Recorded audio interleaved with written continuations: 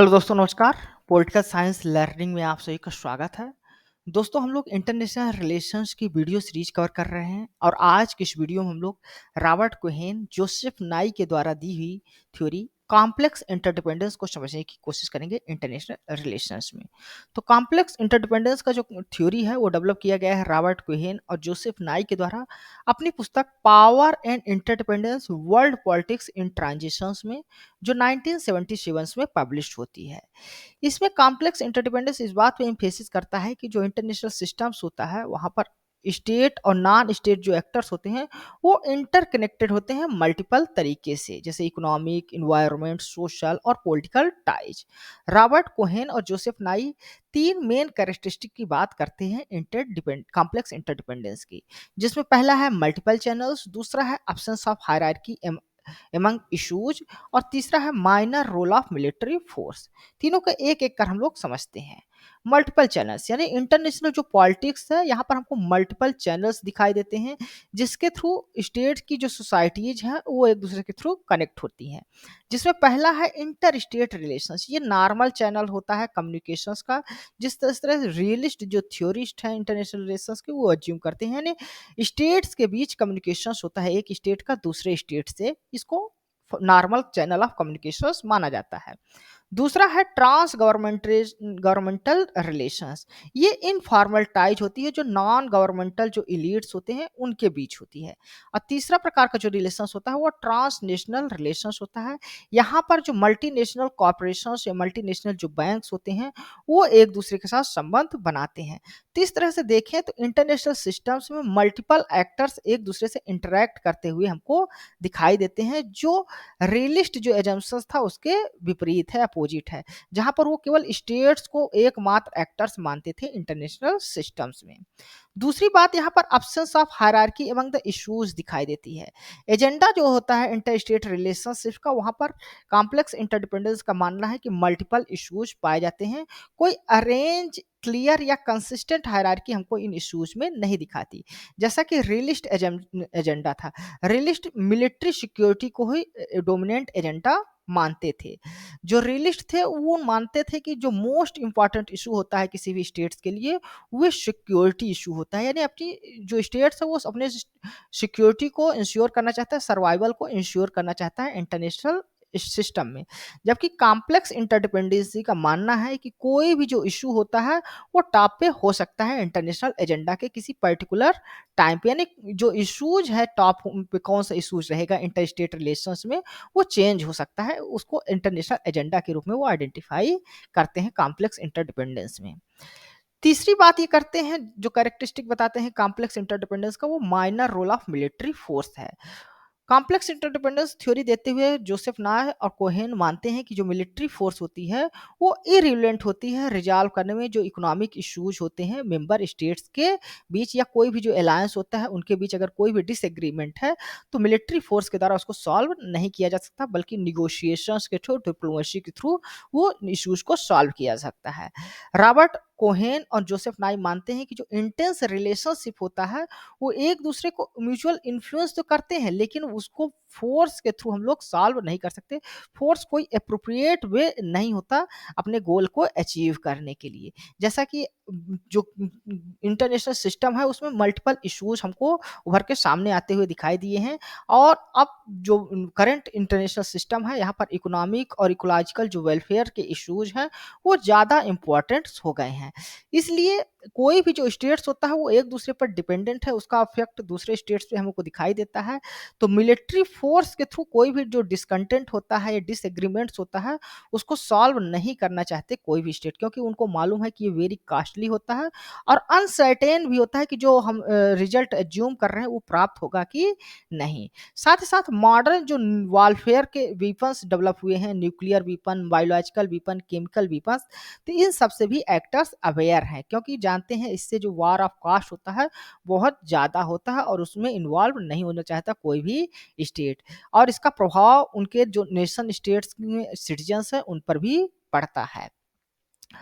तो किस प्रकार से जो कॉम्प्लेक्स इंटरडिपेंडेंस थ्योरी है ये चैलेंज करती है रिलीजन को।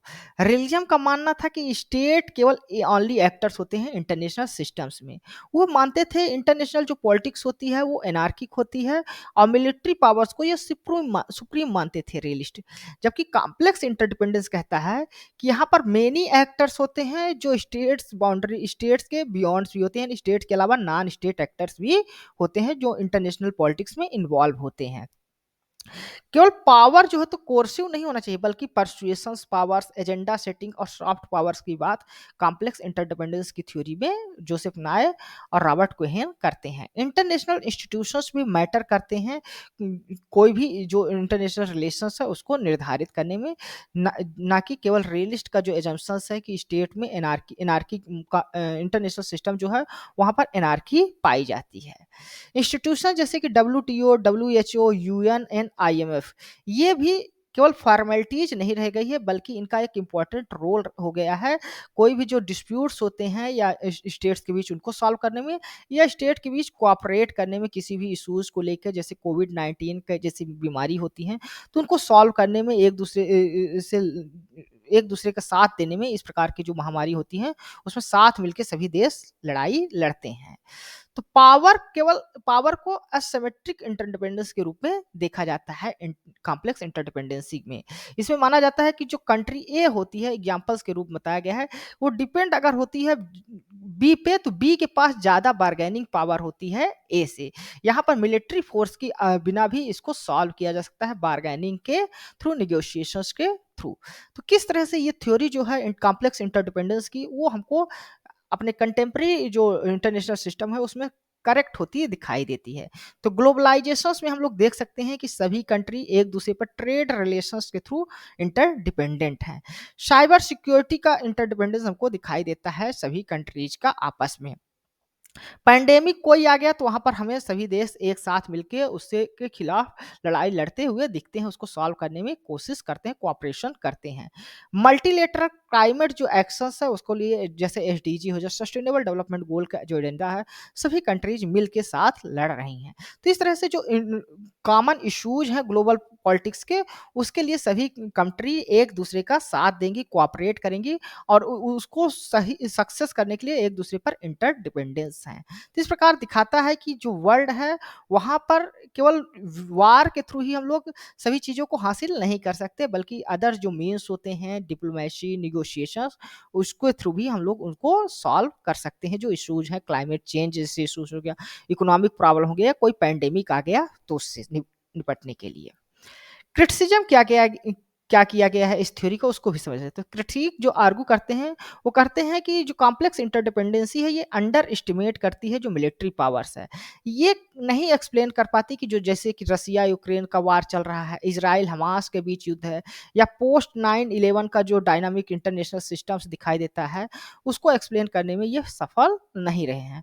साथ साथ जो पावर पॉलिटिक्स है वो अभी भी जो तो इम्पोर्टेंट बनी हुई है हार्ड सिक्योरिटी के कॉन्टेक्स्ट में। अगर देखा जाए, सिक्योरिटी इश्यू को लेकर देखा जाए, तो पावर पॉलिटिक्स अभी भी इम्पोर्टेंट है इंटरनेशनल सिस्टम्स में।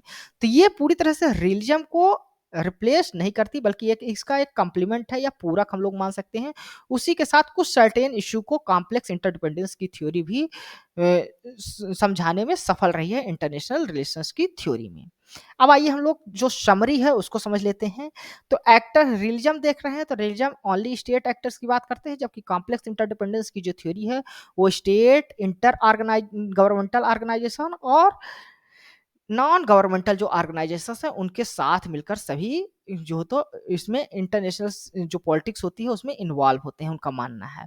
इसी प्रकार पावर को लेकर देखें तो रिलीजन का मानना है कि मिलिट्री पावर इंपॉर्टेंट होती है, जबकि कॉम्प्लेक्स इंटरडिपेंडेंसी में मानते हैं कि मिलिट्री पावर के साथ साथ सॉफ्ट पावर और इंस्टीट्यूशनल जो पावर है वो भी इंपॉर्टेंट है। इशू के लेकर देखें तो रिलीजन का जो इशू रहता है वो सिक्योरिटी टॉप पे इशू रहता है, कॉम्प्लेक्स इंटरडिपेंडेंसी का रहता है किसी पर्टिकुलर टाइम पे कोई एक इशू ग्लोबल एजेंडा या इंटरनेशनल पॉलिटिक्स का एजेंडा बन सकता है। फोर्सेस की बात करें तो रिलीजन फोर्सेस को सेंट्रल मानते हैं अपनी थ्योरी में, इंपॉर्टेंट सबसे ज्यादा इंपॉर्टेंट देते हैं। लेकिन कॉम्प्लेक्स इंटरडिपेंडेंसी का मानना है कि जो फोर्सेस है, कोर्सन पावर है, उसका लिमिटेड रोल होता है इंटर जो रिलेशंस है या इंटरनेशनल जो सिस्टम्स है उसमें। तो धन्यवाद दोस्तों, आज की इस वीडियो में हम लोग कॉम्प्लेक्स इंटरडिपेंडेंसी की जो थ्योरी है इंटरनेशनल रिलेशंस की, उसको समझने की कोशिश की है, जिसको रॉबर्ट कोहेन और जोसेफ नाई ने डेवलप किया था। तो यह वीडियो आपको कैसा लगा अपने कमेंट्स के माध्यम से हमें जरूर बताइएगा। साथ-साथ आप हमारे इस वीडियो को लाइक करें, हमारे इस चैनल को सब्सक्राइब करें ताकि इस तरह की जो वीडियोज़ हैं वो आपको मिल सके। धन्यवाद, थैंक यू।